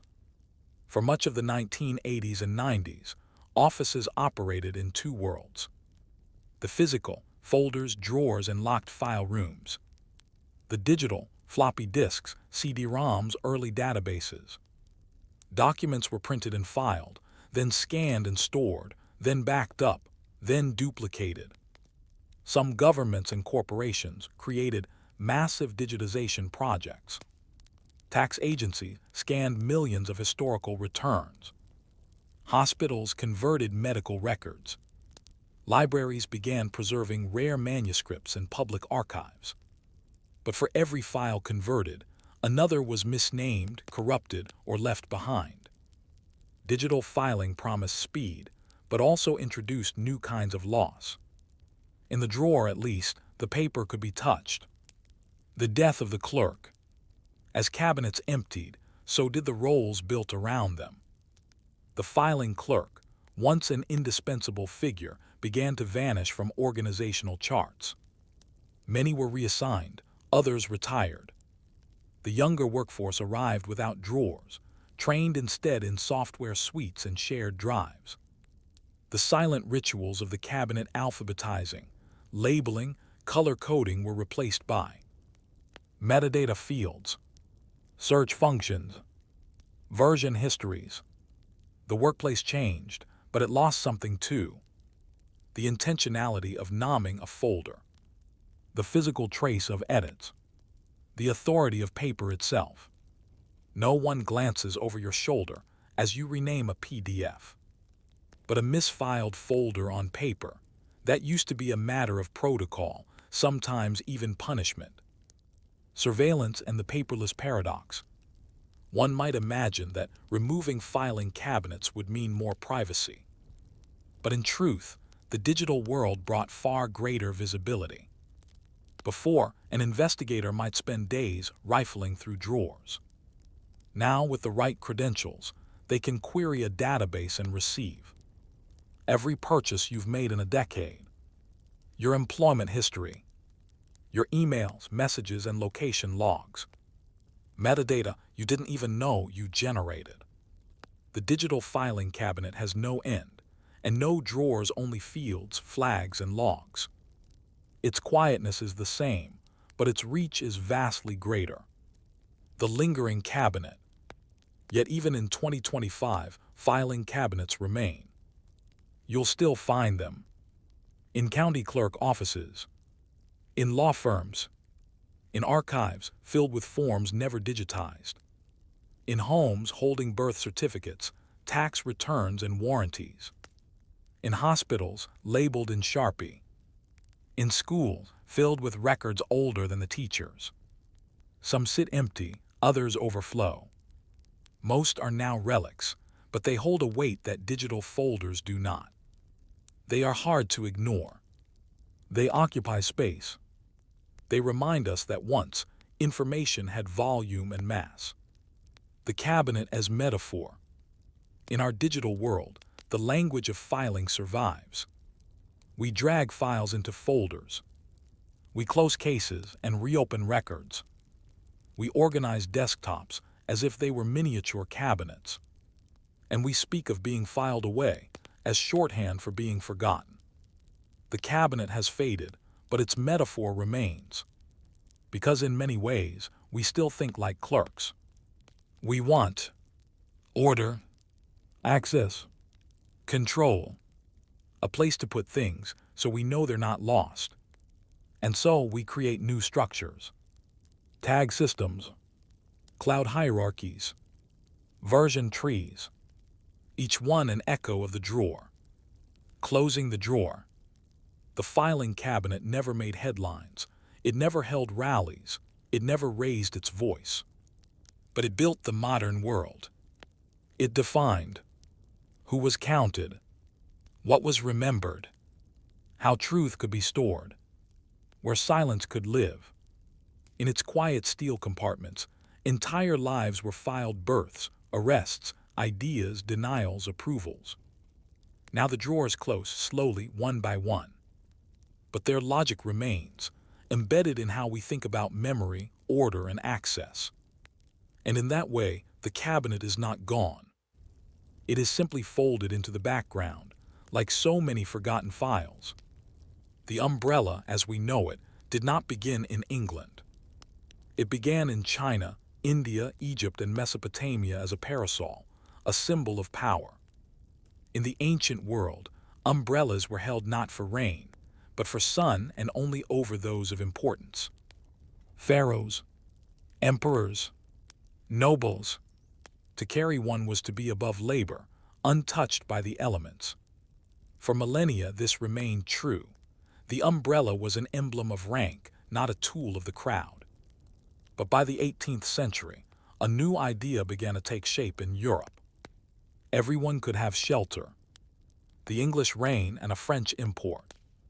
London in the 1700s was wet, smoky, and bustling, a place of coaches, boots, and endless drizzle. And yet umbrellas were rare. They were seen as foreign, often associated with France or Italy, feminine, frivolous, even unmanly. Enter Jonas Hanway, a traveler and philanthropist. Hanway returned from Persia in the mid-18th century and began walking London with a large, oiled silk umbrella. He was mocked, heckled, and pelted with trash. But he persisted. Over time, others followed. Gentlemen began to consider the umbrella respectable, though never fully free from ridicule. For women, parasols had long been fashionable, but they were delicate for sun only. Rain, that was another matter entirely. Technology and the rise of the practical umbrella. By the late 1700s, umbrella makers in Paris and London began refining their craft. Oilcloth replaced silk. Ribs were made from whalebone or steel. Handles were carved from ivory, horn, or exotic woods. Folding mechanisms improved. The umbrella became lighter, more durable, more affordable. And slowly it became British. By the 1820s, London had dozens of umbrella shops. Some tailors specialized in pockets to carry them. Etiquette books gave instructions for correct umbrella behavior: never drip indoors, never open near others. Umbrellas became so common they were even rented by the hour. But ownership was still a class signal. An umbrella meant you walked outdoors, but not for labor. You had leisure. You could afford to protect your clothing. In short, you mattered. The umbrella and masculinity. Despite broader adoption, the umbrella remained caught in questions of gender and status. For men, carrying an umbrella in public signaled a kind of urban authority, but only if done correctly. Too large and it seemed foppish, too small and it looked effeminate. Writers like Thomas Carlyle and Charles Dickens often included umbrellas in their descriptions of pompous or ridiculous characters. There were jokes about the man who bought an umbrella and then refused to use it lest it seem he couldn't brave the rain. The servant who held his master's umbrella and then used it himself once dismissed. For women, umbrellas and parasols were even more tightly bound to fashion and modesty. A lace-trimmed parasol was a sign of gentility. A practical rain umbrella, by contrast, was borderline masculine. Women were often discouraged from carrying large umbrellas on their own. And yet, some did quietly challenging norms with every damp footstep. The umbrella as a weapon and protest tool. Interestingly, umbrellas began to appear in literature and satire as tools of protest or defiance. In political cartoons of the late 18th and early 19th centuries, protesters waved umbrellas at corrupt officials. Figures wielded them like batons. The umbrella became a visual joke, a bourgeois shield, ridiculous yet stubborn. There are reports, likely exaggerated, of riots where umbrellas were used en masse. And in the 1830s, several women's rights gatherings in London featured umbrella-carrying suffragists, still fashionable, but no longer fragile. By this time, the umbrella had fully entered public life. But it had also become coded. Practical for some, pretentious for others, empowering for a few. In short, a perfect Victorian object, mundane on the surface, symbolic underneath. As we move forward into the Victorian period proper, we'll explore how umbrellas became central to class etiquette, colonial image-making, and the rise of the umbrella as industrial product, moral signifier, and eventual fashion casualty. By the mid-19th century, the umbrella had solidified its place in British daily life. It had evolved from a strange foreign accessory into an everyday essential, especially in cities like London, Manchester, and Liverpool, where soot and drizzle were part of the urban condition. But its journey into the mainstream wasn't simple, because the umbrella wasn't just about weather anymore. It was about class, morality, gender roles, colonial image, and even industrialization. Let's open that canopy. Umbrella as moral compass. In Victorian culture, the umbrella was tied not only to comfort, but to virtue. To carry an umbrella suggested planning, discipline, respectability.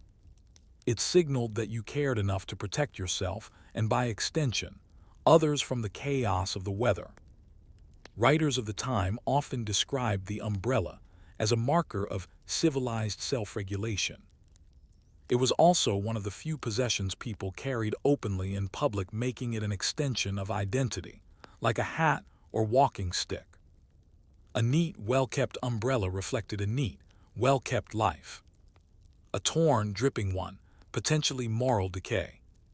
Victorian etiquette books featured entire sections on umbrella conduct. Do not rest it on your shoulder in crowded streets. Never open it indoors. Do not drip on others after rain. Always offer your umbrella to a lady if she is without one. In short, the umbrella became behavioral scaffolding. The umbrella industrialized. As with many Victorian products, the umbrella entered mass production. Factories in Birmingham, London, and Manchester developed faster, cheaper, and more standardized models. Steel ribs replaced whalebone. New waterproof fabrics like alpaca and gabardine improved durability. Folding mechanisms became more compact. Handles were made from imported materials, Malacca cane, ivory, or carved wood. By the 1850s, there were more than 1,000 umbrella makers in London alone. Umbrellas could be purchased in department stores, draperies, and even by mail order. Repair shops offered re-ribbing, re-oiling, and restitching services. Umbrella ownership expanded across classes.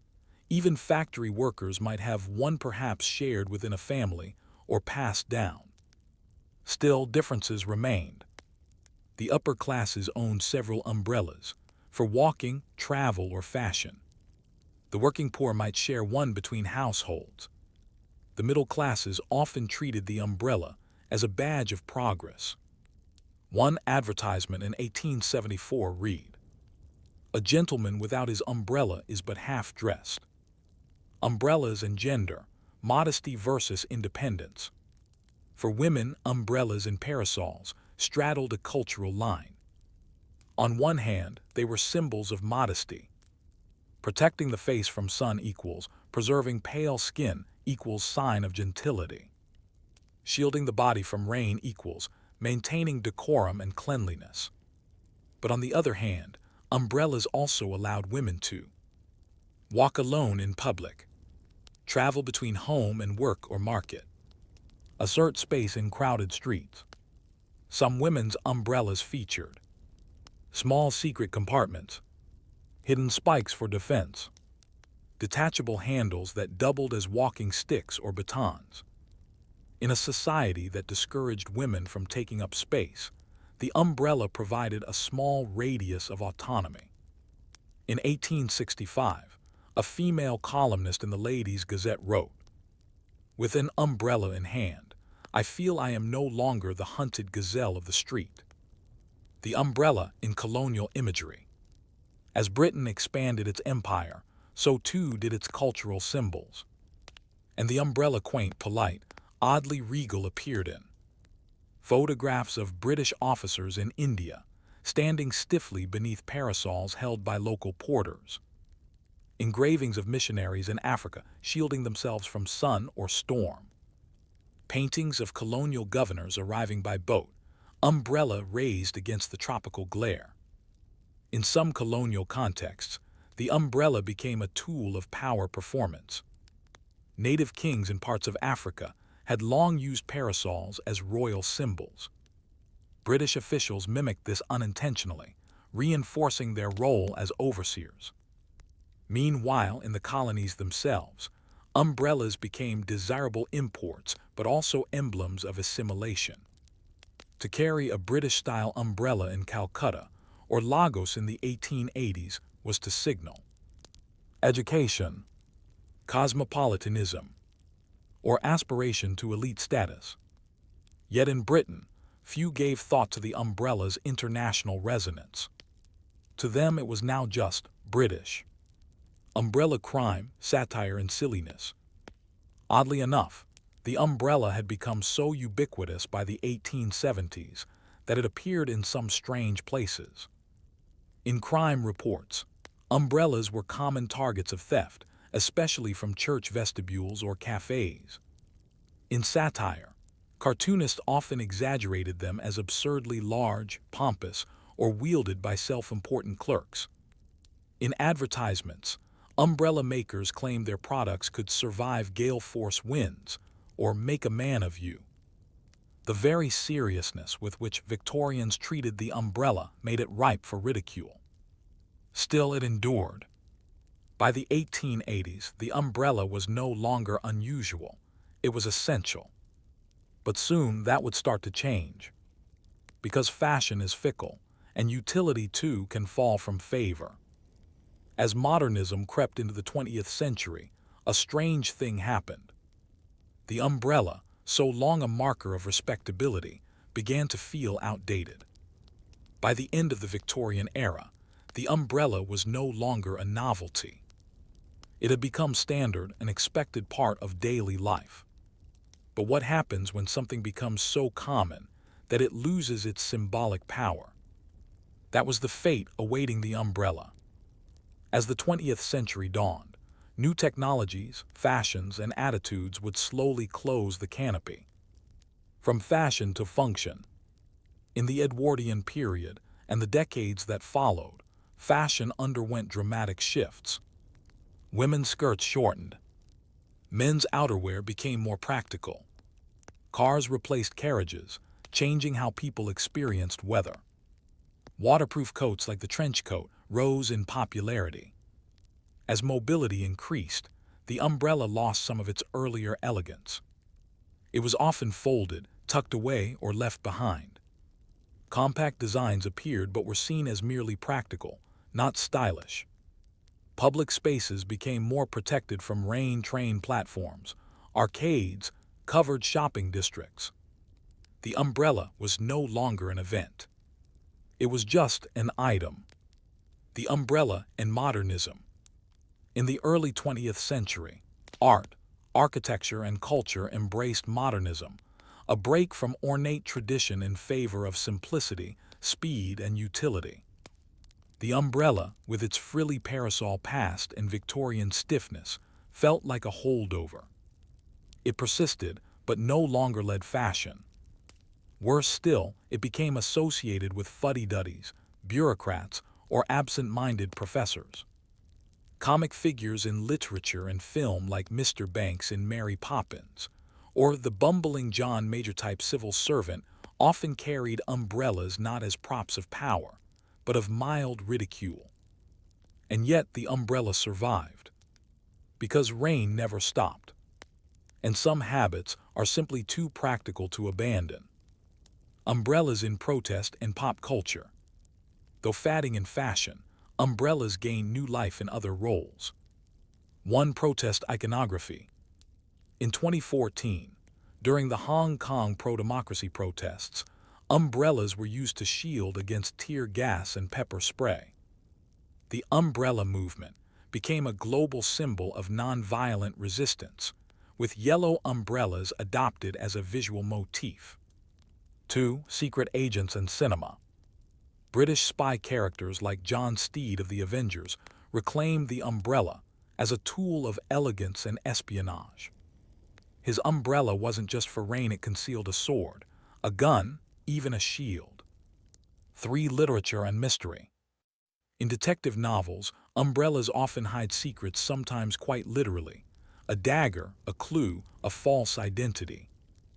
They became part of the atmospheric toolkit for stories of fog, alleyways, and rainy streets. What had once been an accessory of order became, oddly, a tool of the unexpected. Gender, class, and the leveling of the umbrella.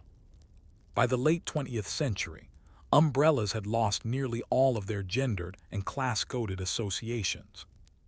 Cheap, collapsible umbrellas were sold in pharmacies, supermarkets, and vending machines. Bright colors and plastic replaced wood and silk. Few people owned multiple umbrellas or paid for repairs. Many were abandoned in cafes, taxis, or bins after use. Still, some relics of etiquette lingered. Offering your umbrella to another person remained a gesture of politeness. Certain professions, butlers, chauffeurs, diplomats, retained formal umbrella etiquette. At high-profile funerals or royal events, black umbrellas still served ceremonial roles. And yet for most, the umbrella became function stripped of flair. A necessity, a nuisance. Something bought quickly and lost frequently. The umbrella as symbol of modesty. Even in its decline, the umbrella retained one last quality, modesty. It is a quiet object. It expands, it shields, it retracts. It says, "I am here, but I take up little space. I only ask to stay dry." In an era of bold branding and digital excess, the umbrella remains paradoxically, resolutely analog. It is rarely customized. It rarely draws attention. And yet it remains deeply personal. Everyone remembers a moment. Standing in the rain under a stranger's umbrella. Sharing one with someone they loved. Being caught without one, soaked and squinting at a gray sky. These are small things, but they endure. Folding up history. The umbrella never started a war. It never changed a law. It never wrote a book or delivered a speech. But it shaped how people moved, how they interacted, and how they understood themselves in relation to the world. In Victorian Britain, it was a badge of control. In the colonies, a token of hierarchy. In protest, a symbol of defiance. In stories, a clue to character. And in life, a barrier between skin and sky. And that may be enough. Because some stories, like the umbrella, do not rise with thunder. They unfold slowly, silently in the rain. Before buttons, there were pins, brooches, belts, strings, and toggles. Clothing was wrapped, tied, or draped. Closures were often functional but rarely precise. So when buttons emerged, they offered something new. Control, precision, permanence. But their early history is not what you might expect. Buttons before function. The earliest buttons found by archaeologists date back over 4,000 years. Discovered in the Indus Valley and ancient China, these were decorative beads, shells, or carved discs sewn onto garments as ornaments, not fasteners. They said, "Look at my wealth. Look at my craftsmanship. Look at who I am." The button in its origin was about display, not closure. The buttonhole revolution, 13th century Europe. It was not until around the 13th century, in Germany and France, that the functional button was born. What changed? The invention of the buttonhole. A hole, carefully cut and reinforced, allowed a button to secure two pieces of fabric. This seemingly minor innovation had enormous implications. Clothes could now fit more tightly. Garments could be made with more complex shapes. Fashion could follow the body, not just hang from it. Suddenly, tailoring mattered more, and so did the button. By the 14th century, buttons were covered in cloth, made of bone, horn, ivory, or metal, sewn in long rows along sleeves, bodices, and doublets. Noblemen might have dozens, even hundreds, on a single outfit. But buttons were expensive and often useless, since they couldn't be reached or fastened alone. So what were they really for? To be seen, to signal wealth, to mark class. The button as class marker. In medieval and early modern Europe, buttons were regulated by sumptuary laws. Certain materials, like gold or pearl, were restricted to the aristocracy. Servants and laborers were typically forbidden from wearing decorative buttons. They became one more way to draw the line between those who labored and those who merely wore. Even among the poor, imitation buttons carved from wood, pewter, or horn were common, but always fewer and plainer. The upper classes paid not just for function, but for excess. Gilded buttons for court dress, silver buttons for military uniforms, jewel-inlaid buttons for weddings and funerals. To button up was to ascend socially, or at least pretend to. Buttons in military and uniform. By the 17th century, buttons had entered military fashion. British redcoats wore coats with rows of bright brass buttons. French officers had silver-buttoned waistcoats. Prussian uniforms used tightly spaced buttons to emphasize discipline and geometry. Buttons became part of statecraft. Regiment numbers were stamped into buttons. Designs were updated with changing monarchs. Officers' buttons were polished to mirror shine, part of parade protocol. In fact, some military inspections included button checks. Unpolished buttons could mean punishment or a mark against one's company. The button had become a symbol of obedience, order, national identity. It was no longer just holding clothes together. It was holding institutions together. The button trade begins. By the 1600s, buttons were a commodity. Entire guilds were formed around their production. button makers, button coverers, button holders, even button peddlers. In France and Italy, fine buttons were carved from ivory and horn. In England, Birmingham became the button capital, producing buttons in brass, bone, glass, tortoise shell, mother of pearl. These were traded across Europe and shipped to colonial outposts, slave trading ports, indigenous populations in Africa and the Americas. Yes, buttons were part of empire. The dark thread, buttons and colonial exchange. It is uncomfortable, but important, to acknowledge that buttons played a role in the slave trade. In some West African trading posts, European ships exchanged textiles, iron goods, alcohol, beads, and yes, buttons. Buttons, especially colorful glass or shiny metal ones, were highly valued as personal ornaments, indicators of status within communities, currency in barter systems. Thus, buttons were exchanged in return for human lives, a sobering reminder of how even the smallest objects can carry the weight of history. As we move into the industrial age, the button story will shift from artisanship to mass production, from the hands of carvers to the gears of factories. Because buttons were about to explode in number. The Industrial Revolution would not just change who could wear buttons. It would change who could make them, how fast, and where they would end up.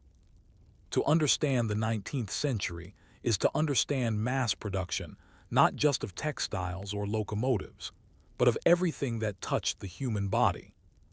Shoes, gloves, hats, corsets, spectacles, and of course buttons. Birmingham, the button capital. At the center of this industrial surge was Birmingham, England, a city that by the mid-1800s had become the global hub for small metal goods. Its factories produced pins, buckles, clasps, hinges, and above all, buttons. Workers there stamped, cast, or machine-turned buttons made of brass, pewter, bone, shell, later celluloid and bakelite, early plastics. By 1860, Birmingham was home to over 100 button factories, some employing hundreds of workers. It was said you could live an entire life on buttons. Be born in a button district, raised on a button wage, married by a button priest, and buried in a button shroud. Hyperbole, yes, but not far off. Buttons and the working class. As button prices dropped, their use exploded. Factory-made shirts had uniform button sizes. Children's clothing featured quick fastening rows. Shoes and gloves used functional buttons in every size. The working poor, once relegated to pins and toggles, could now afford buttons on their coats, waistcoats, and boots. But this also led to a new anxiety. What kind of button did you wear? Cloth-covered buttons were considered cheap. Shell or imitation, mother of pearl, signaled modest respectability. Brass buttons often pointed to military or railway employment. Stamped metal buttons with logos showed allegiance to companies or unions. Even button size mattered. Too large equals gaudy. Too small equals stingy. Too many equals vain. Too few equals careless. So while buttons became widespread, their code remained sharp. Women, labor, and the button trade. Button production provided jobs for thousands of women and girls, especially in Britain, France, and the northeastern U.S. In 1880s Birmingham, one could find women stringing buttons into papered bundles, girls polishing brass discs by hand, entire families producing cloth-covered buttons at home as outworkers. The pay was low, the work repetitive, the factories loud and dusty. But for many women, it was a lifeline. Some saved button wages too.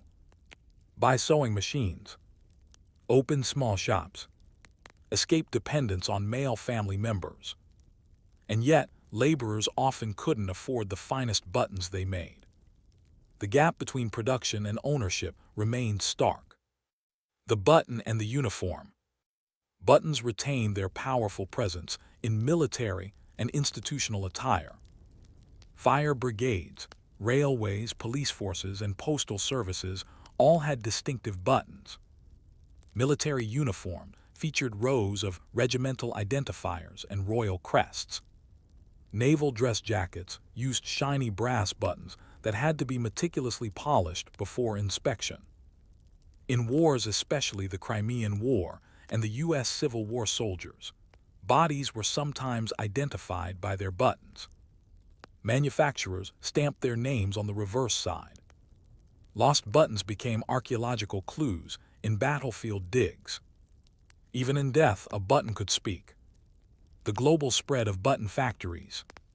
The success of Birmingham and other European centers inspired global button industries. In the U.S., cities like Waterbury, Connecticut became known as the button capital of the world. German towns like Barmen produced elaborate glass buttons. Indian craftspeople made shell buttons from trocus shells, often under colonial oversight. And yet, as industrial buttons surged, the artisan button didn't fully disappear. In small towns and villages across Europe, handmade buttons persisted. Dorset button makers in England wrapped thread into elaborate wheel-like designs. Embroidered silk buttons adorned ceremonial garb. In rural areas, carved wooden buttons were still a staple of traditional dress. The first plastics and the end of the shell. By the late 1800s, two major developments reshaped the button world. One, the rise of celluloid. Derived from plant fibers, celluloid was one of the earliest plastics. Lightweight, colorful, and easily molded, it allowed for mass production of fancy-looking buttons at low cost. It also posed risks. It was highly flammable, and celluloid factories were prone to deadly fires. 2. The decline of shell and ivory. As conservation movements slowly gained traction, materials like tortoiseshell and ivory were scrutinized. Still, mother-of-pearl buttons remained popular into the 20th century, sourced from massive shell harvesting operations, especially in Asia. By the 1900s, the button had been fully industrialized, commodified, and standardized. But with this, something was lost. The personal touch, the local craft, the sense of buttons as symbols. In becoming too common, the button faded from notice. And yet, the button was about to go global in a new way. In the 20th century, buttons would find themselves on space suits, propaganda posters, political campaign pins, children's toys. And in the modern economy, the button would become both metaphor and mechanism, clicking from fabric to software, from jacket to interface. If the 19th century was the age of the mass button, then the 20th century was the age of the forgotten button. By now, buttons were mass-produced by machines, made almost entirely of plastic, attached by the millions to factory-assembled garments, stored in giant warehouses in standardized sizes. The emotional connection to buttons once carved from shell, polished with care, or embroidered by hand began to fade. They were now the background noise of daily dress. Buttons in war and uniform again. Even as buttons became ordinary, they remained significant in one arena: uniforms. Throughout both world wars, buttons retained their power. Used for identification, national insignia, regiment number, military role. Issued in mass numbers to outfit millions of soldiers. Standardized by the ton, designed not to impress, but to function. In the trenches, lost buttons became tokens, keepsakes for soldiers, or signs of a fallen comrade. In POW camps, buttons were sometimes repurposed, used in escape kits, hidden compartments, or as makeshift gaming pieces. Back home, buttons also told stories. Morning attire still used black buttons, as visual signals of grief. Nurses' uniforms bore white enamel buttons, a symbol of purity and service. Police and postmen retained polished brass for decades. Even after the wars, uniforms remained button-heavy, a visual echo of discipline and hierarchy. The button in domestic life. For most people, however, buttons remained a household constant. Found in every drawer. Kept in tins, jars, or sewing kits. Snipped from old clothing just in case. Lost, found, reattached, or ignored. Many families had a button jar, a miniature museum of forgotten coats, school uniforms, baby clothes, and Sunday bests. Each button was a fragment of memory. But by mid-century, a new competitor had emerged. The zipper.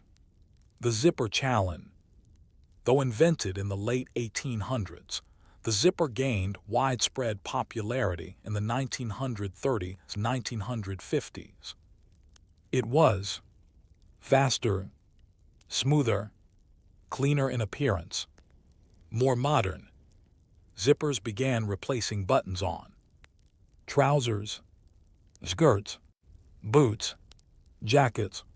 There was even a brief zipper war between fashion houses, with some declaring the zipper to be the end of the button age. But buttons never fully disappeared. Why? Because buttons are adjustable, repairable, cheaper to replace, and in some contexts, aesthetic necessities. For example, suit jackets still use buttons on sleeves, originally military, now purely decorative. Men's dress shirts almost universally retain front button closures. Baby clothes use snap buttons for easy changing. And so the button stayed reduced, redefined, but still present. The button as symbol. As technology advanced, the button took on a new meaning, not fabric but function. Think about it. Push the button. Press here to start. Emergency button. Power button. Launch button. From elevators to nuclear silos, buttons became symbols of control. And so, strangely, the language of buttons left fabric and entered the digital realm.